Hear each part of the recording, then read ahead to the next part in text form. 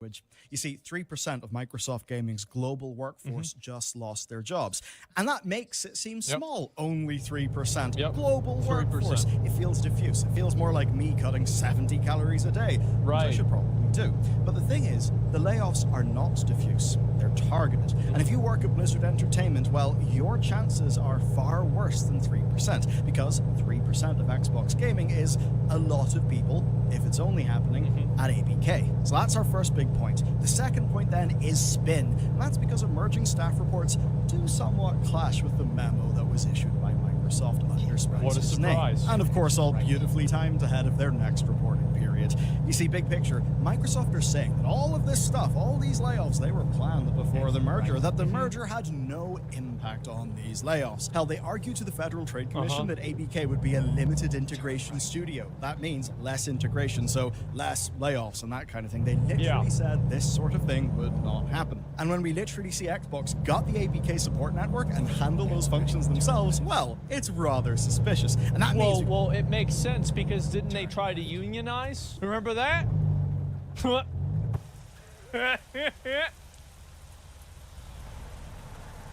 Can't have got that. Stuff to break down. Number 1, layoffs. Number 2, games. Number 3, what staff... They should be happy they didn't call them the Pinkertons. And number 4, the thing I'm going to do first... It's like the good old days. Big news that just dropped, because don't we all love big tech? And look, we are here on YouTube, kind of playing into the maze, so I'm building an alternative for the future. It's Bellular.games. Over there, right?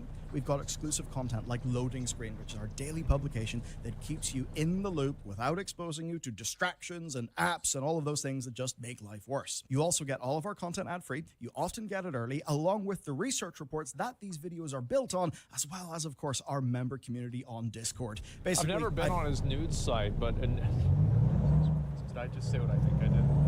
On his news site. I've never been on his news site. But it's good to see people that are doing this. Be limited by YouTube. I want to make that awesome experience for you. The buyback. This is what happened just before I went to record this video. They announced a massive stock buyback and a 10% increase to their dividend. Now, I'm not going to get into financial nerd stuff. Point is, the rub here, they're spending money to juice up their stock price and giving a larger dividend to their shareholders. And so it almost feels like a paradox. On the one hand, they're aggressively cost-cutting staff. It almost seems like Xbox are cash-strapped and barely able to compete with Sony. Meanwhile, they're spending loads of money on buybacks and they're doing larger dividends for their shareholders. But the point is, everyone, this is not a paradox. It is the system. The buyback is not because 650 people got deleted. It demonstrates how the entity that they work for operates at the highest level and what its goal is, and that goal is shareholder value. That's what they're gonna do. I mean, and also, like, a lot of customer support is getting removed because it's becoming automated. Like, and also, that's not entirely a bad thing. Like, for example, I know when Blizzard created the automatic item restoration machine, like the toolkit, that was a huge improvement. Like, it was. And so, yeah, you're going to see tons of people get removed. Number 1 objective of the board. And with that in mind, let's talk about Phil and the layoffs. Off the top of your head, how many layoffs do you think Xbox... Somebody says automated customer support is how you lose customers? No, that's not true. Bad customer support is how you lose customers. Gaming has had this year, and is it more or less than the actual number of 2,550? Because that's how many are gone. Phil's memo basically says this is them aligning their post-acquisition team structure, and he says there's no cuts to games, to devices, or experiences, and then GameFile sources report that none of the business unit leaders at Xbox or its affiliated gaming teams will be hit. Instead, it says that most cuts are at the corporate and support role, but we should actually examine that wording because the sources say none of the business unit leaders are hit and there are no cuts to games. Those are specific words. They say nothing of the staff in those business units, and as you're about to see, yeah, actually, some games are being impacted. 2 games are struggling most, and they're ones you likely won't shed a tear for. They are Warcraft Rumble and Warzone Mobile. Specifically, Steven Totilo reports that Warcraft Rumble is moving to post-launch live ops and that Warzone was not as big as they hoped. But that's not the only impact. Yeah, because Warcraft Rumble is dead. Like, it wasn't popular. I don't know anybody that played the game. At least Diablo Immortal was popular for people to hate it. Warcraft Rumble was such a fucking, such a dud that nobody even made content that was bad about it. That's how little people cared about it. Games. So Variety say that Warzone nobody stuff will be gave a shuffled fuck. around and Rumble is basically Blizzard's decision. And on this, I'm honestly not that surprised. I mean, the big hits, COD Mobile, and I don't know, maybe in some regions Diablo Immortal, well, those were co-developed by NetEase. You know, NetEase, the people who specifically are experienced in mobile. And of course, yes, it is insane that COD Mobile and Warzone Mobile basically both exist. What's odd, though, is the lack of Microsoft's plan, because they said they wanted King as a part of their plan to run their own mobile store, which was supposed to launch in July, but so far there is nothing. A quick note on Rumble then, because it is just the perfect example of a absolute, humongous, colossal waste of time for everyone involved, I would say. I played Rumble. My whole plan was to evaluate... Did anybody play or try this game at all? Because, like, I saw the game, and the gameplay, like, nothing about it really seemed appealing.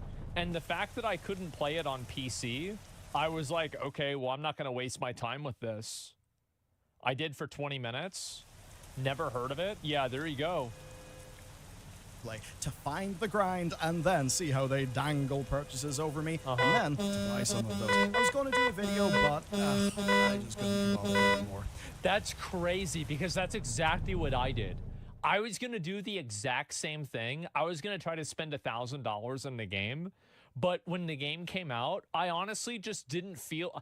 I didn't even feel like using it for content. That's how bad this game was.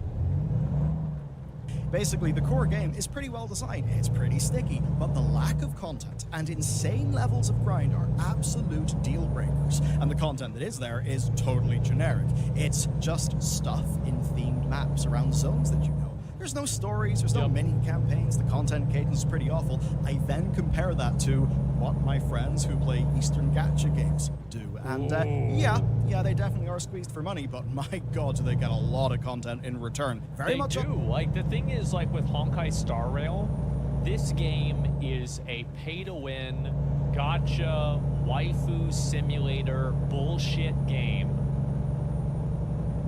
However, they put out a lot of fucking content. Like, there is a lot of stuff to do in that game, and the story is actually pretty good. It is. And, like, and that's true with Zenless Zone Zero to, you know, from my perspective, a lesser extent. But a lot of 100 million people disagreed with me about that, or $100 million disagreed with me about that. But look at Genshin Impact.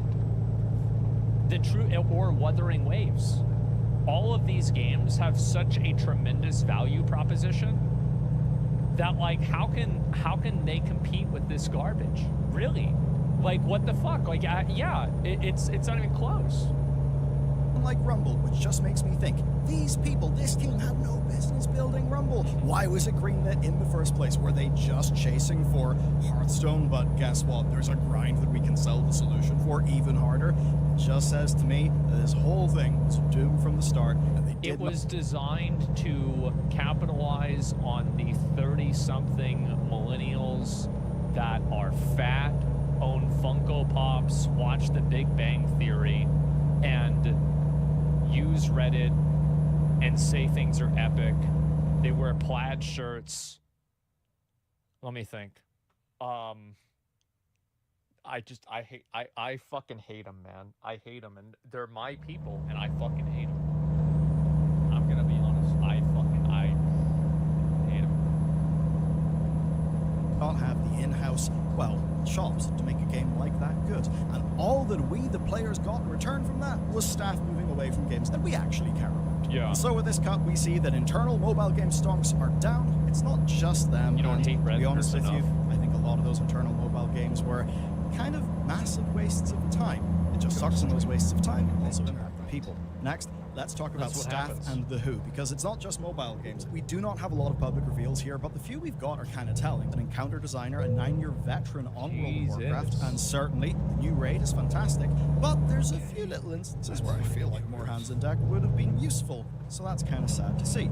There's a senior talent marketer who said that most of her team were impacted, and I believe that was in the capacity of recruitment and that sort of thing. And then the story and franchise development team got hit again. And the wild thing... Thank God for that. They don't know what the fuck they're doing. You want to have this bullshit story? Like, what the fuck?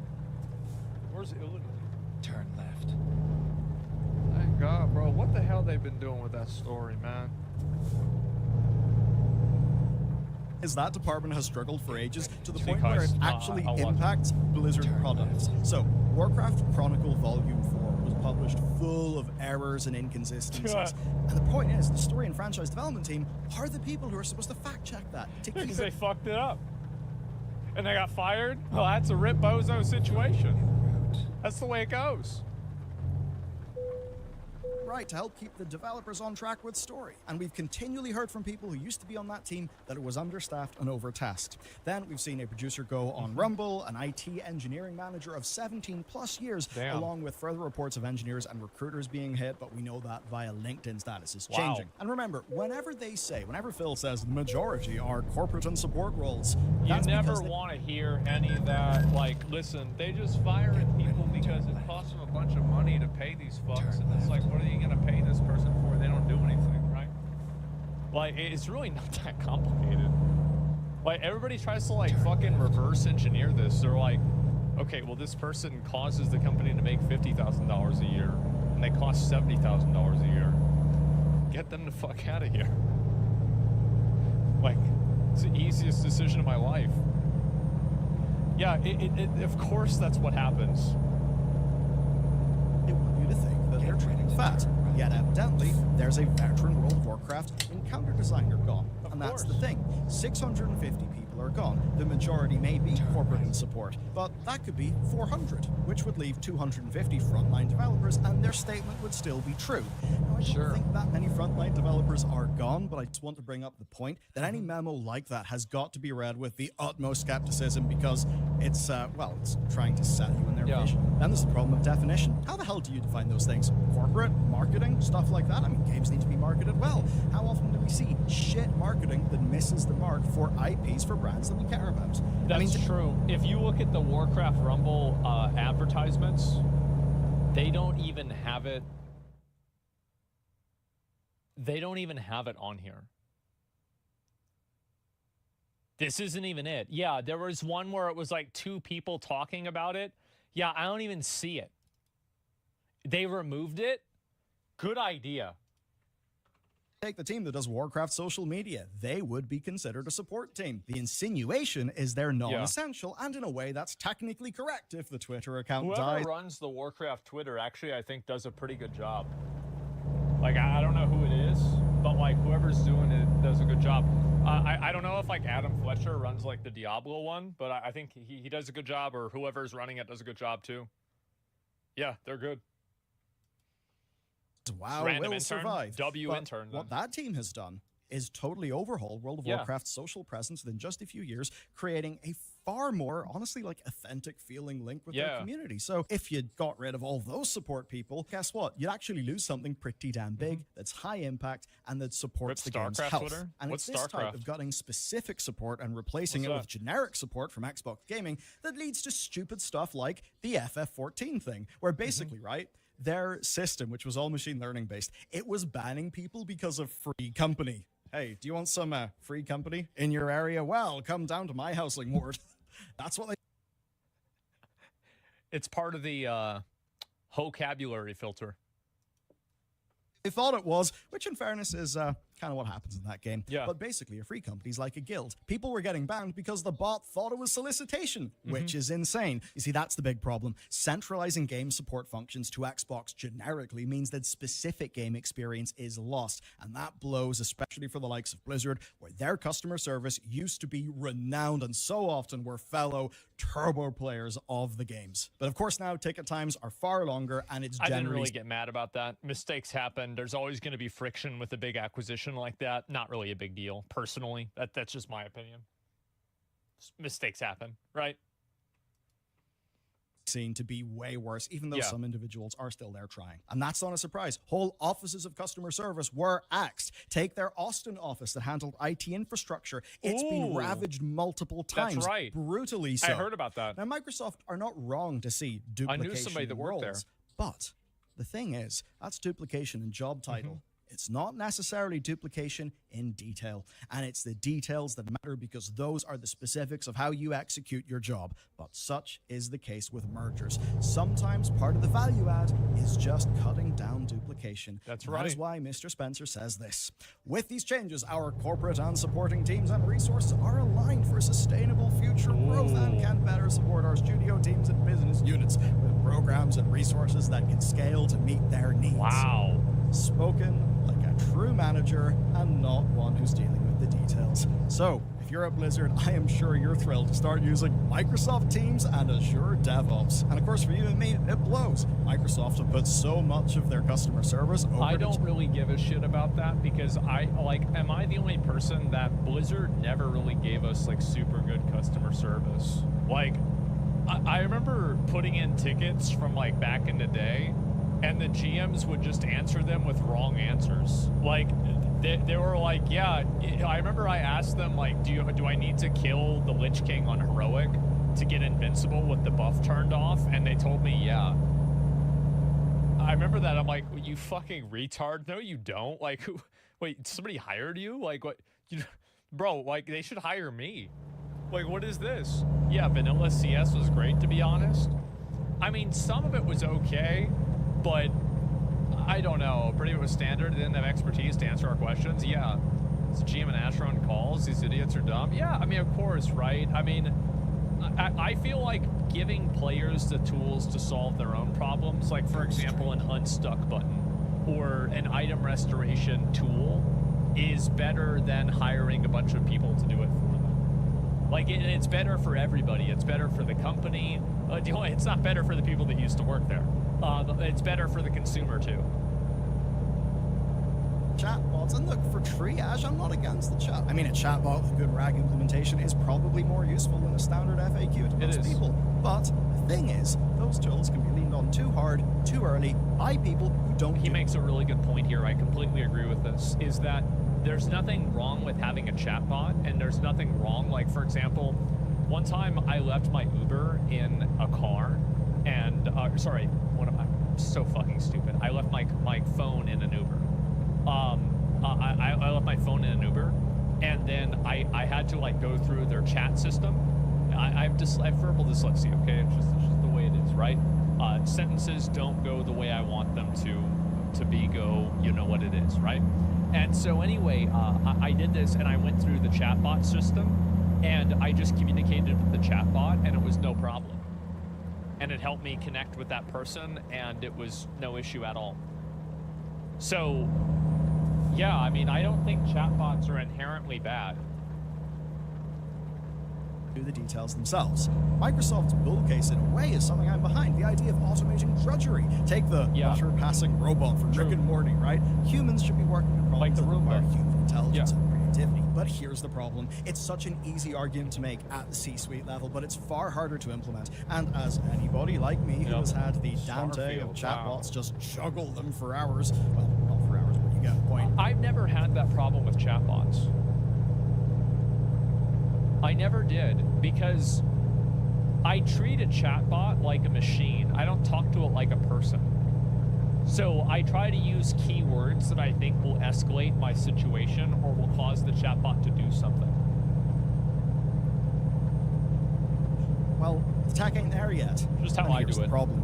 These tools prompt, can be goddamn amazing. That's outside of games and, say, medical screening. Inside of games, Blizzard uses a machine learning tool to resize helms. That is an artist-led workflow improvement, because nobody enjoys that. Yeah. I use a AI-augmented thing for spelling, grammar, and custom It's like checks. having an Excel function that automatically calculates, you know, like, different rows of numbers together at the end, right? Go straight. Like, nobody wants to have to do that manually. So if you can have an Excel, like, thing do that, like, amazing, right? That's super good.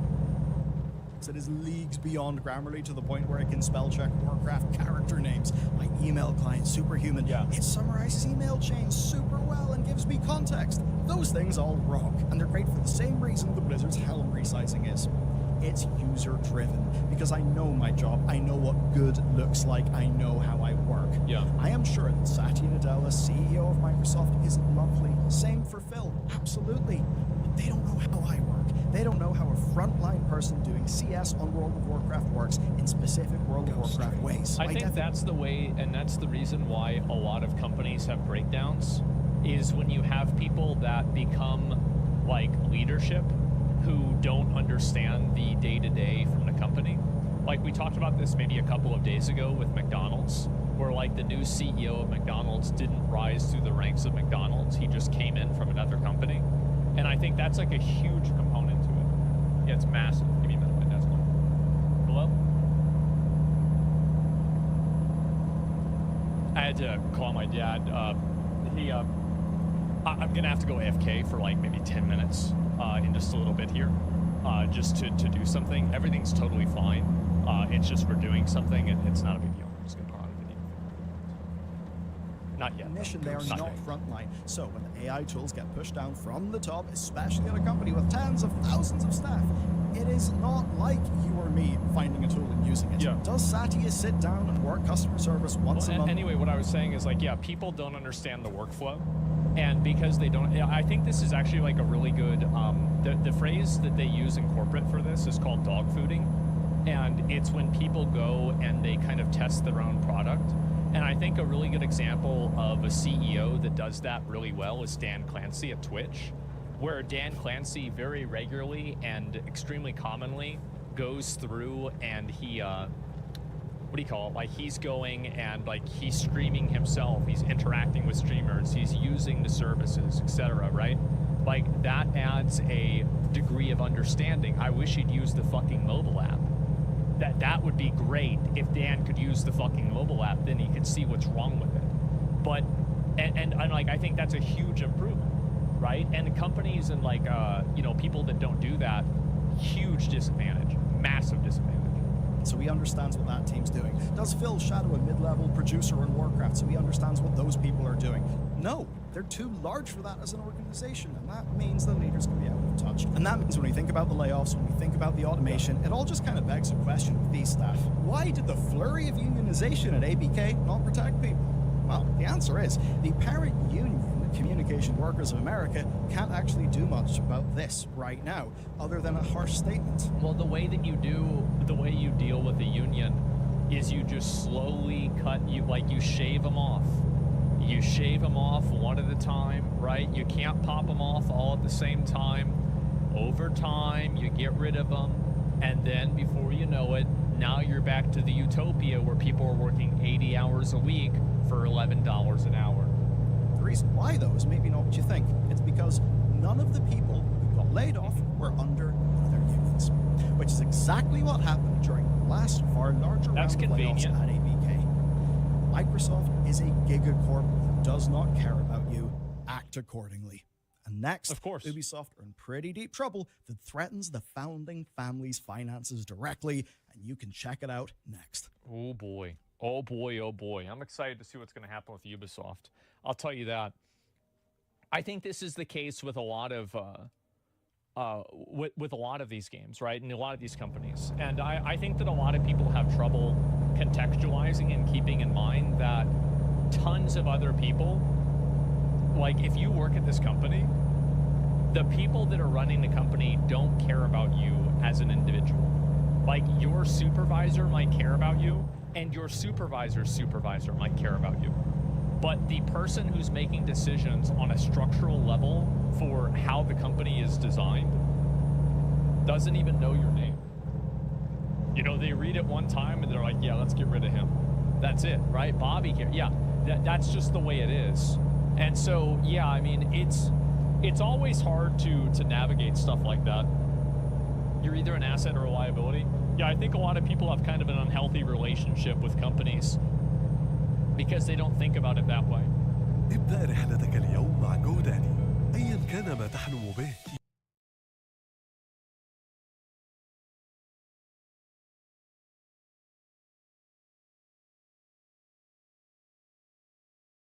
Jealous of them and envying their position, right? And so people shift between these two perspectives and these feelings very interchangeably, and it happens all the time. And so when I see somebody like Mr. Beast or Logan Paul or PewDiePie get all this hate, it's because of that shift. So I don't think it's that big of a deal for me. Yeah, people give you attention because you give them attention back. I don't really give people a lot of attention, honestly. Like, I talk about it sometimes, but I mean, unless I can really make content about it, I don't really think about it a whole lot. So yeah, better to be feared than love works. Just look at the dictators of the world. Yeah, I guess so. Do I know why they hate me? Yeah, of course I do. So the reason why a lot of people hate me is of the way that, that was me, not you, I apologize. It's the way that I look. For whatever reason, just like my facial structure and my physiognomy, for whatever reason, makes people very mad. They don't like me, they look at me, and they instantly fucking hate me. This has been the case for my entire life. This has always been the way it is. Yeah, they just look at me, they say you've got a rat face, and by the way, I do. The reason why, and there's a legitimate reason for why I have a rat face. And if you go back and you look at videos of, or like streams or videos of me when I was in high school, I didn't look the same. I didn't have that. The reason why is all my back teeth rotted out, so I only eat with my front teeth just like rodents do. So because I only eat with my front teeth, guess what? I have more of the muscles in the front of my face that's, you know, more established. And so, yeah, that's really what happened. Rats are cute. I know, that's the difference between me and a rat. So, yeah. Really, your face, rat face, come on. No, people say that constantly, right? They do. And so, anyway, that's very, very common. And I get that comment a lot. People also don't like the fact that I live like a degenerate animal. I don't really know why this bothers so many people. I find it to be weird. I don't view it, to me, I'm gonna be honest, I really just don't care. Like, it's not even like it's a big deal. I don't view it as like some kind of like badge of honor.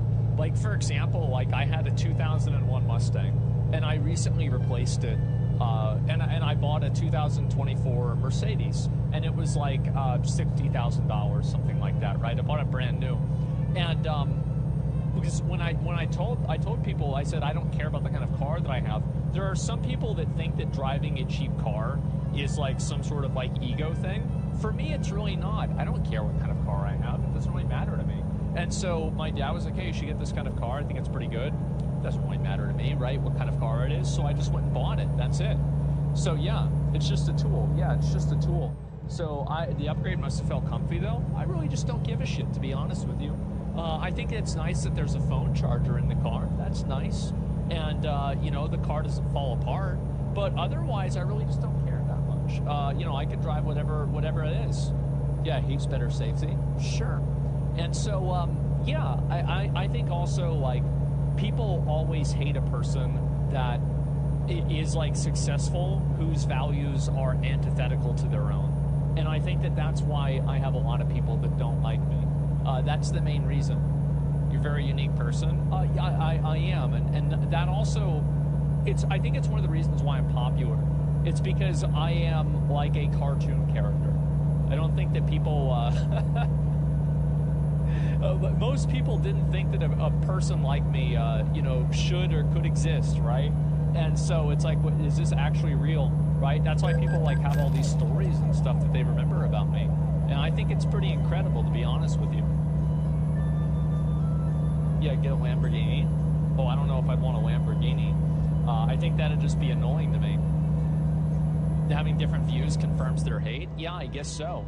But anyway, so yeah, I just don't worry about it or think about it too much, right? Do you wear watches? I don't need to. Why would I want to have a watch? I've got a phone that tells me the time anytime that I need to know what it is. And so, like, wearing an expensive watch is just a way to signal to other people that you have money. And the only people that want to signal to everybody else that they have money are people that don't really have that much money. So I don't really think it's a good idea to do that. Like, and that's not always true. There are people that have a lot of money that do it, but I certainly don't think that it's a good thing. Yeah, or that, yeah, I was thinking, yeah, there is XQC. XQC does have a lot of money, right? He's got a lot more money than I do, and so yeah, he cares about it. But in general, I think that's the case. Is that most people that do that are compensating for something or another, and I wouldn't want to do that myself. Gambus flexes his money. Well, good for him. If it makes him happy, that's what matters, right? So I wear a cheap watch also because I'm poor. Yeah, but why would I want to watch if I could just, like, literally, it's 12:41. I just check the time. You know, why would I ever need anything else besides my phone, right? I mean, the last thing I need is another article of clothing that I need to maintain and keep up with, right? It seems like a lot of extra work to me. So, yeah, to flex? Why? I don't want to flex on people. Why would I want to flex on people? That's weird. Like, I don't need to flex